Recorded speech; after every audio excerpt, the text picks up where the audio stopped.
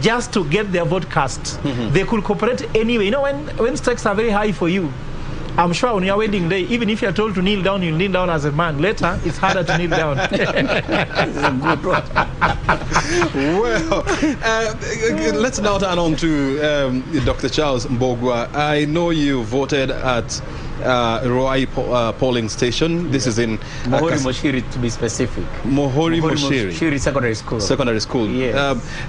In Ruai, yes. That is Kasarani constituency. Yes, yes. And bearing in mind that Kasarani constituency is actually one of the most populated constituency in this country.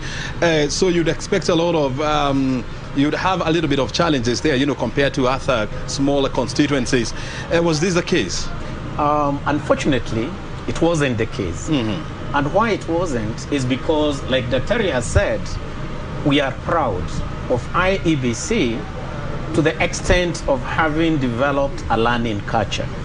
They learned that at times you'd have lengthy queues that would make most of the voters feel tired and therefore not enjoy the whole process, despite that being an important democratic process. So what happened?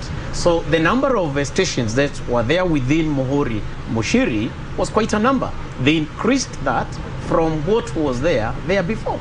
So whereas 2017, you'd find the queue most probably nearly 1 kilometer away, the queues were now resident within the school where the voting was taking place. And maybe it's also good to state that the fact that the names had been, you know, placed on the gates, the wall that is just near the gate.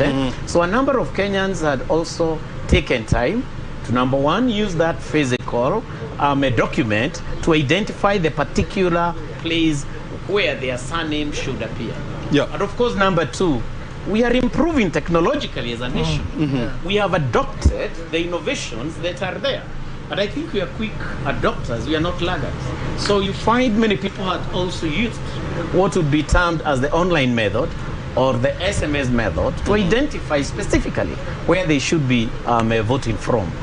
Not to mention the fact that the queuing clerks, to be very precise, tactical actors within the entire system, we are very elaborate in guiding those who are voting. And indeed, I was proud to see voters, women, saying, "Apana, this lady cannot be here. She looks expectant." One lady had tried to say she's not that highly expectant, but they told her, "No, can you go up and vote?"